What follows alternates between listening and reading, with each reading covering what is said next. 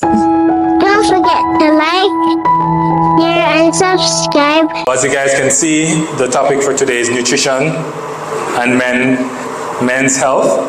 But it really applies to everybody. So I was really hoping that we'd have more people here and definitely more men. But Jesus only had 12 disciples and we saw the work that they did, right? All right. So let's get into it. So this is my disclaimer. You know, it's a very, very touchy topic. So I'm going to say, you know, don't stone me after this. All right. It's not meant for any dietary recommendation or condemnation. Just to educate. All right, so let's go back to the beginning, right? What was the first diet that men was prescribed? So of course we have to go to Genesis 1 verse 29. And can we read it together? Are you guys able to see it? And God said, behold, I have given you every herb bearing seed, which is upon the face of all the earth, and every tree in the which is the fruit of a tree yielding seed. To you it shall be for meat. And the word meat there does not mean flesh, as we commonly call it, but it just means food in general. All right? So you can see that the first diet was composed of, what was the first diet composed of? Plants. Yeah, plants and herbs, right? And it was the direct diet prescribed by God, who is our creator. So I think he knows what our body needs. Would you guys agree? All right. So I found this data online about vegetarian comparing men versus women. And it looks at 2 years, 2008 and then 2023. And as you can see, both years, women tend to be more likely to be vegetarians than men, right? Moving from 4.3% in 2008 all the way to 8.7% in 2003. This is worldwide, by the way, not Jamaica. And then men move from 3.2% to 2.7%. It's actually a reduction. All right. So, and then what's interesting, this is more related to Jamaica. So I wanted to compare the life expectancy between men and women in Jamaica. So which line do you think is representing women? Blue line. Yes, the one on top, right? This blue line here. So as you can see, there's a wide gap between the life expectancy between men and women. And one of the things, many things really, but one of the things is that women tend to be healthier and they tend to get their checkup more regularly than men. But what was striking to me is that how low the life expectancy is in Jamaica, right? Look at it. It's like in 2022, for men it was 68 and for women it was 72. I don't want to call out anybody right now, but for those who are above, men or women who are above that age, well, the Lord is blessing you guys because you are living above the life expectation for your country, right?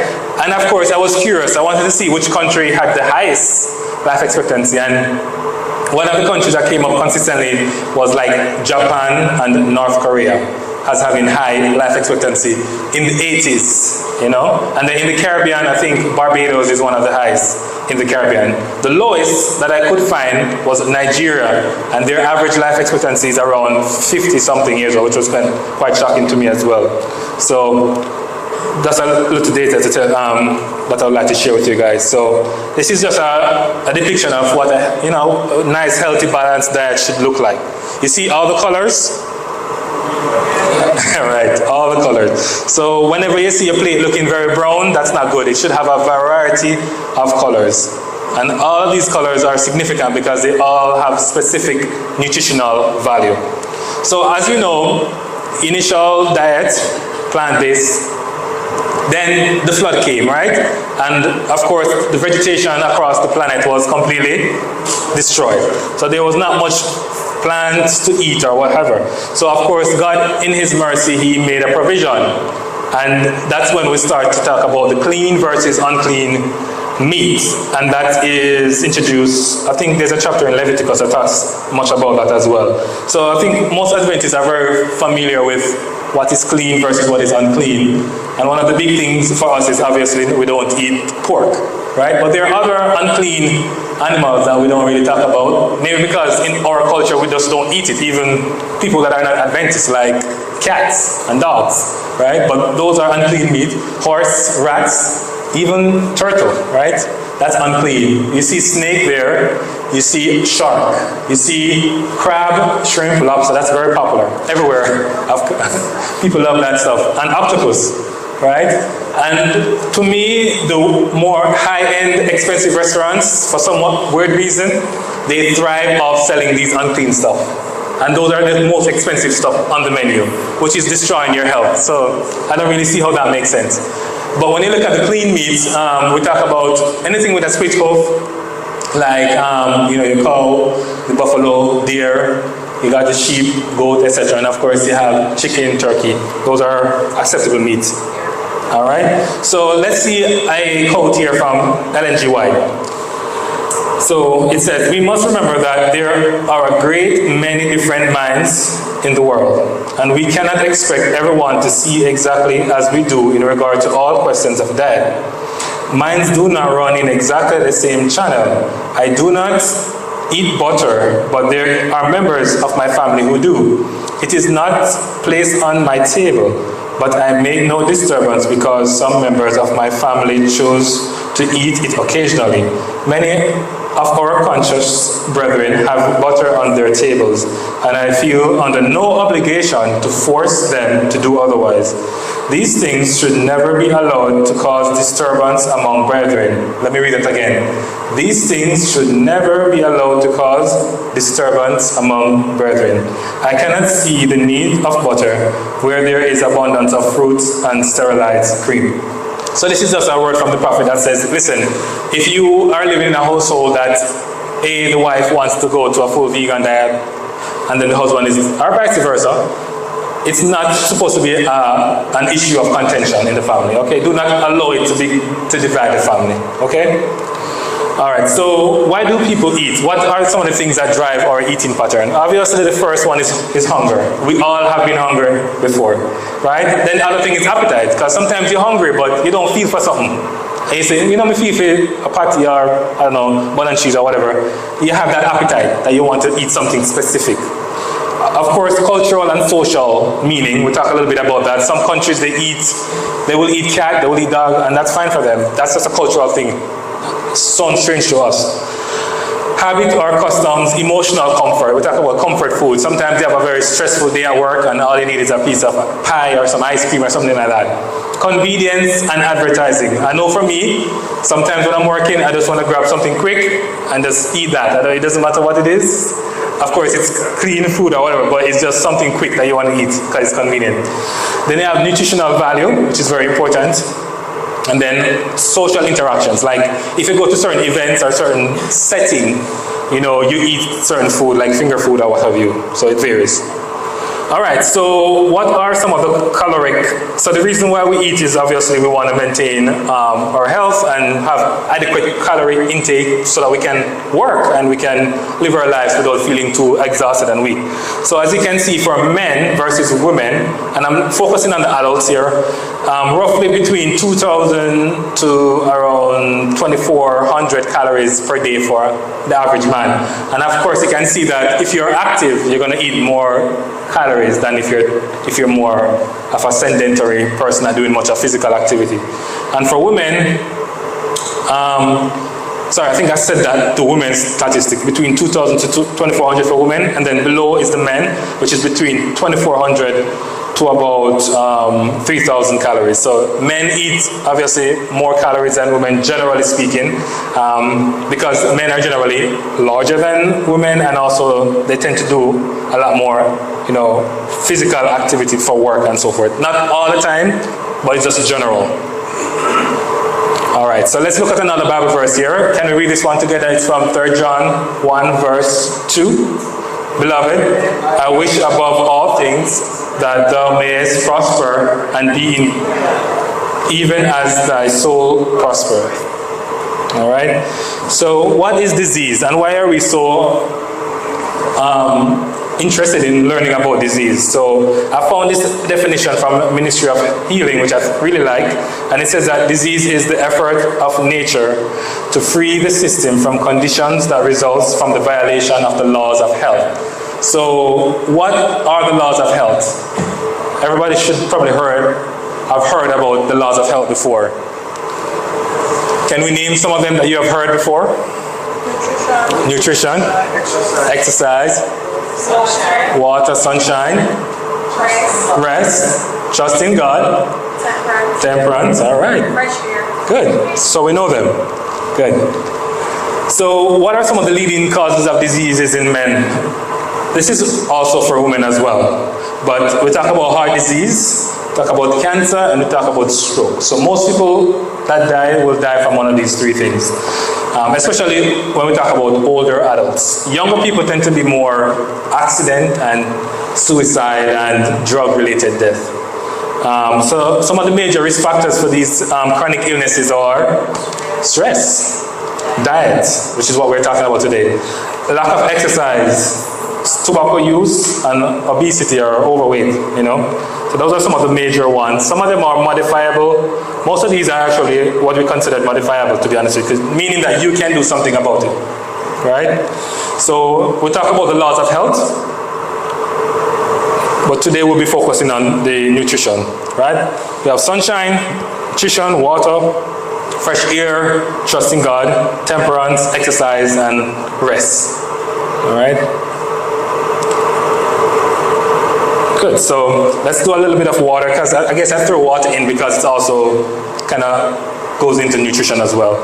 So by the time you realize that you are dehydrated, by the time you feel that you are dehydrated, it means that it's probably too late, right? So you should be able to detect when your body is running low on fluid, because fluid is important. It's everywhere in your body. It's surrounding your brain, in the cerebrospinal fluid. You know, it's in majority of your blood is water. It's important for your digestive enzymes when you eat. Saliva, for example, it's water. Your joints, sometimes we have joint pain and all these things. Synovial fluid lubricates your joints, right? Fluid is in your eyes, so it's all over your body. So it's very important to maintain hydration, right? So one clue that you can look at is your urine, right? So whenever you're urinating, check the color of your urine. If it's looking like very dark yellow, then it means that you're probably running a little bit low on water. You may need to drink some more water. So your urine should look straw colored or like clear as possible, okay? So you can use your urine to kind of gauge up your hydration status. So roughly, you can determine how much water that you will need. You can use your body weight for that and divide that by 2, and it's a body weight in pounds. And then you can determine how much ounces. But generally speaking, they say about 8 glasses of water for most average adults. Of course, that will range based on a lot of things, like activity. So people who are working outside versus somebody who's working in the AC, they have completely different, even if they're the same weight, they have different hydration requirement, right? Because the person working outside in the sun is losing a lot of water in their sweat, right? And of course, other health issues, like if you have heart disease, if you have kidney disease, you may not need as much water as somebody who is not having those infirmities. All right? So we talk about the importance of water already, digestion, energizes your body, help with weight loss, help to brighten your skin, that's a big one, all right? And improves your kidney health, all right? So let's talk about proteins, right? So this is the second most abundant substance in humans, and the key in every cell is important for antibodies, enzymes, hormones, everything you can think of. Protein is important in that. And of course, it's important for transporting oxygen around your body and nutrients, right? So it's a vital it's vital for human life. So the vital proteins include those that you can't really make. Your body can make proteins, but some of them are essential proteins which you have to get from your diet, okay? So proteins are made up of amino acids, right? And there are 20 essential ones that you have to get from your food, as I mentioned before. And an interesting fact is that most people in America, and I think also here, I couldn't find any information about Jamaica specifically, suffer from some amount of protein deficiency because they don't eat the right protein, or they eat a lot more carbs than actual proteins. So these are some healthy sources of proteins that you can get. A lot of people think that, oh, I can't be a vegetarian or I can't be a vegan or whatever because where am I going to get my protein from? But look at that. You can have protein in plants, right? Some of the biggest animals you can think of. Sky, name me a very large animal. A very big animal. An elephant, right? What does elephant eat? Grass. And how is it able to make all that muscle and be so strong? By eating grass. Because there's protein in the plant as well. All right? So Greek yogurt, even green pepper, look at that. 0.9 grams of protein is in green pepper. Spinach has 2.9 grams of protein. Quinoa, 14 grams of protein. That can challenge any kind of meat. Walnuts is 15 grams of protein. Look at peanuts. Something that is not very expensive and something that we can all grow. 26 grams of protein. Peas have 5 grams of protein. Kale, 4.3 grams of protein. Right? But these are the sources that people love to get their protein from. But guess what? Back in 2015, which is almost a decade now, the World Health Organization said that these meats or protein source are linked with what? Cancer. And cancer is one of the leading causes of death among people. And that's one of the reasons why cancer is becoming so much more prevalent, because we're eating a lot more of these processed food. So sausages and those kind of stuff that are in the tin, bacon, salami, pork, beef, lamb, even though it's a clean meat, but they're found that these red meats are linked with developing cancer. So they're carcinogenic. Almost like smoking. Maybe not to that degree, but think about it as that in your mind, right? It is carcinogenic. All right, so this is as a picture of what protein malnutrition looks like. You have the typical marasmus looking. This is like what we call very skinny, wasted child. And then you have this one which is more puffy. This is kwashiorkor, because remember the protein in your blood, albumin, is important for keeping the fluid in the blood vessel. So when you're malnourished, you don't have a lot of albumin, so guess what happens? The fluid leaves the blood vessel and go into your skin, so you get very swollen. And we call it edema. All right, so let's move on to the next food group, which is the carbohydrates, which is something that I love because carbohydrates make you feel full and satisfied. So it's something that I like to eat. And it's the best fuel. It's the first thing that your body will burn for energy, which is probably why most people like to eat carbs, you know. So there are two types: the simple sugars, which are the ones that are not so good for you, and then you have the complex carbs, which are better for you. And that's why when you hear people have diabetes, the doctor will tell them, try to avoid eating certain things that have a lot of simple sugars, right? Glucose, fructose, sucrose, those kind of stuff, not so good for you. If you can get those things in the form, natural form, like in fruits, better for you. But if you eat it in process, if it's undergoing processing like high fructose corn syrup, that's not good for you, because somehow the Lord, in His wisdom, He put some chemicals within the natural fruit, like the sugar cane. If you look at the sugar from the sugar cane directly by this biting and sucking on the sugar cane versus the actual sugar you get, your body deals with them completely differently. And that's because of some of the additional chemicals that the Lord put in that natural plant that becomes lost when it goes on the processing. Okay?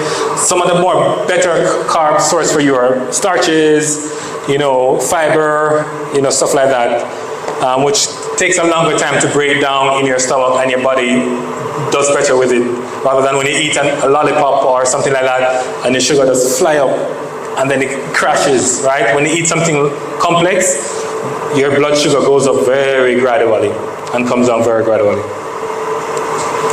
All right, so what are some food that are high in fiber, right? So you can see them here.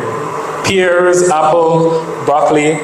We don't really use a lot of artichoke here, but we definitely have a lot of beans here. We have red beans, we have gungo beans and all these things, banana, split peas, and of course you can have your bran flakes and stuff like that. So fiber is important for keeping you regular, right? So sometimes you're constipated and you're wondering why, because you may need a little bit more fiber, or you may need a little bit more hydration as well. So it's important in reducing, we'll look at that, colon cancer and rectal cancer, Remember, if you're constipated, it means that all that undigested garbage really is hanging around in your colon, and your body needs to get rid of that. So imagine having all that toxic thing in your body that should have already been passed out. Your cells, your body, the cells of your body is going to respond badly to that, and that's how you can develop cancer. So that's one of the things that you need to bear in mind. You should be going to the bathroom at least once a day, if not more. Technically, every time you eat, you should technically be going, but most people don't go that often, but at least once a day, all right, to make sure that you're nice and regular. So we talk about carbs now. We're going to transition to fats, which, you know, have a lot of bad press, but there is good fats because it's important. There's fats in natural sources as well that you need to get because your body needs fat to make hormones and stuff like that. It's important to promote healthy cells as well as a form of energy, because if somebody is starving or in a desert somewhere and having no food, the body first breaks down the carbohydrates, then it goes to the fats, okay? So the fat is a very important source of nutrition for you as well. But there's good fats and there's bad fats. And you can see this kind of showing you how your body deals with the fat. The HDL is the high density fat, which is quote unquote the good fat that carries the cholesterol to your liver processes it and then comes back out, and you have the LDL, which is a low density fat, which is the quote unquote bad fat, which brings it to the cells. But it's all about proportion, as we all know. Even something as harmless as oxygen. If you give a patient too much oxygen, or a patient who does not need oxygen, that could be a problem, okay? So even though it sounds something, oxygen, but if you give somebody oxygen that doesn't need it, they could end up with cytotoxicity and the cells could die from that. So these are some good sources of fats. Avocado, I see a lot of pear trees are blossoming now, so that's very exciting because I love avocado. You can get it from fish, you can get it from beans and nuts as well, and healthy oils like olive oil or coconut oil, okay? So the fats that are bad fat are the ones that we call trans fats, or the saturated fats, right? So these are the fats that you get from things like this, right? And have you ever noticed that most of the fast food restaurants, they use red and yellow colors for their boxes or for their restaurants? Think about KFC or McDonald's, those kind of Wendy's, those places, Burger King, what's that one? Pizza Hut. They love to use red because what? Something, when you look at red, it stimulates your appetite for some reason. They study that and realize that certain colors will stimulate you to buy the food. So it's not by happen chance that they love to use red and yellow and stuff like that. So it's all a game for your mind. The battle is always over the mind. All right, so these are not necessarily healthy fats because they're all trans fat and they're very saturated fat. And again, we talk about malnutrition. Oftentimes, this is the picture that comes to your mind. But guess what? This person is also malnourished, just on the opposite side of being malnourished, right? So don't just think that it's just a skinny, mager person is looking malnourished, but it could also be the person who's having excessive calories. All right, so we're going to quickly look at our food label. I'm sure everybody's seen this, but how many of us actually look at the labels? Anybody? I see Tracy good and some other folks good. All right, so I'm happy that people are looking at the labels. So the first thing you want to look at the top, they say start here. So you want to look at the number of servings. So sometimes we'll pick up a bottle of, I don't know, Ensure or something. And you think, oh, this is one serving. But when you look, it's probably more than one serving. So not because it comes in a single bottle means that it's just one serving. It may actually mean more than one serving. So you have to look at that. And then you look at your ingredients that is making up your product. So you see these, the fat, cholesterol, sodium, and carbs. You want to make sure that these are limited as much as possible, right? Because those are not necessarily great for you. And then these vitamins, that's what you want to get your majority of your nutrition from. All right? This is what your plate should look like whenever you're having breakfast or dinner. You see, half of that plate should be between fruits and vegetables, the other half is grains, protein, and then you have some healthy oils, whether that may be olive oil or what have you, right? And you can use your palm as a guide as well, right? The serving of vegetable must be around roughly the size of your fist, fats, your thumb, carbs, your cup hand, and then protein, the palm, right? So most of it should be between protein vegetables. All right, we talked about this a little bit already, so I'm gonna just move on to mental health and diet. So there is like a pandemic, if you want to call it that, of mental health disease that's going on right now, and especially in the West, because we all live in the Western society. So a lot of people, especially since COVID and everything, where people were locked down and all these things, we realize that a lot of people are becoming depressed, a lot of anxiety, a lot of PTSD and stuff like that. So one of the things that we can help to overcome these things is our diet. So it has been found that diet that are rich in sugar and stuff like that can actually affect your brain function. Right? So people from Japan and from the Mediterranean areas, they actually have less mental health issues than people in the West because of their diets. All right? So let's talk about prostate cancer a little bit. It's one of the leading causes of cancer-related death in Jamaica. So I think everybody should be aware of this. All of us, if you're not a man, then you probably are married to one, or you have a son, or you have a brother, or you have a father, or something like that. So you can see the foods that are very bad for your prostate. So red meat, canned foods, dairy, processed food, sugar, and actually they found soy as well. And I think it's not all soy, it's just highly processed ones, because it have a lot of phytoestrogens.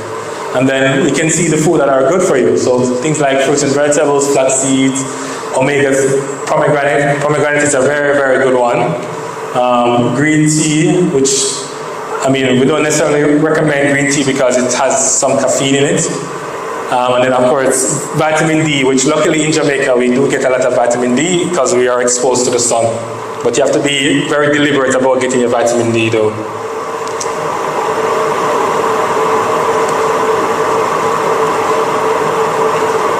I think my slides are not working here.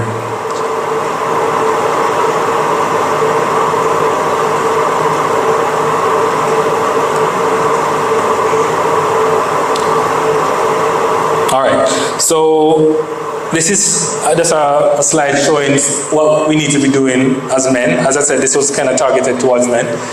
So screening is basically where you go and get checked out before something bad happens. And one of the reasons why men tend to live, as I said before, shorter lives than women, because we don't go get checked out before something happens. We normally go in when things are pretty bad, right? And we're pretty much heading to the grave before we decide to go and get checked out. So in your 20s and 30s, you should be, checking out your testicles, making sure that there's no cancer, getting your blood test done, checking for diabetes, getting your cholesterol checked done. In your 40s, you should be getting your colonoscopy or some other test to check for colon cancer. And of course, you're checking your thyroid because you can have low levels of thyroid as you get older. In your 50s and 60s, that's when you have issues with the prostate. So when you get that checked out, check out your bone density, of course your heart and your lung as well. And then at all ages, men should be getting their skin checked, their eye examined, and of course the hearing test done as well. All right, so let's look at this Bible verse in Exodus 15, verse 23. If thou wilt diligently hearken to the voice of the Lord thy God, and will do that which is right in his sight, and will give ear to his commandments, and keep all his statutes, I will put none of these diseases upon thee, which I have brought upon the Egyptians, for I am the Lord that healeth thee. So a lot of the things that we are afflicted with is because we are living somewhat of an Egyptian lifestyle, for lack of a better word, in terms of what we do with our diets, how we sleep, how we rest, how much water we're taking in. All these things can be prevented if we follow the counsels that we're given.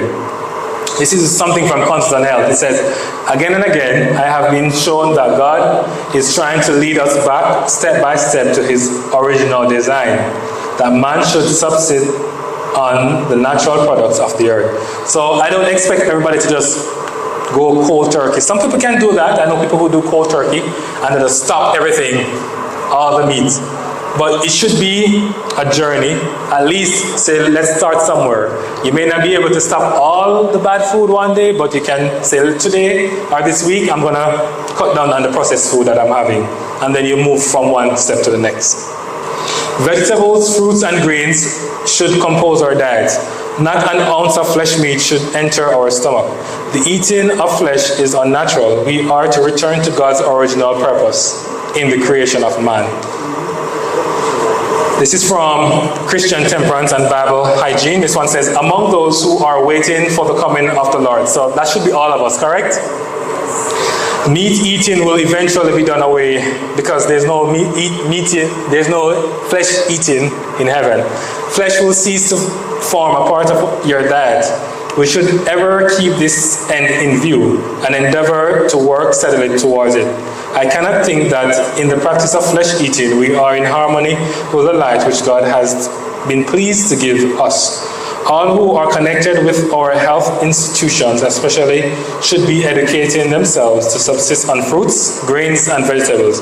If we move from principle in these things, if we as Christians, reformers, educate our own taste and bring our diet to God's plan, then we may exert an influence upon others in this matter, which will be pleasing to God. All right?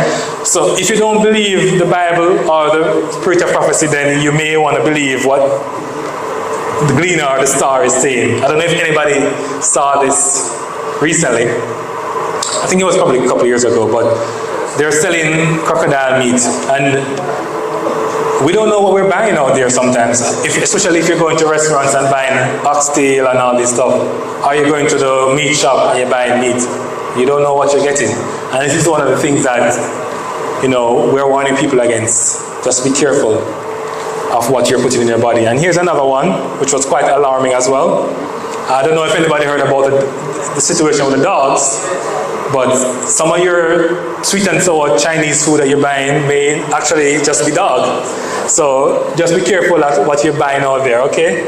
If you can't grow your own chicken or whatever, and you don't know the man who's butchering it, you don't know what you're getting out there, okay? So just bear that in mind. All right, and it's such a big thing that the Ministry of Health is investigating it as well, so not a good look. So that's the end of my presentation. I hope you guys learned something new today. And at this moment, if you guys have any questions, I will be willing to answer to the best of my knowledge. Amen. You said that soil is not good. We learned that sun will prosper.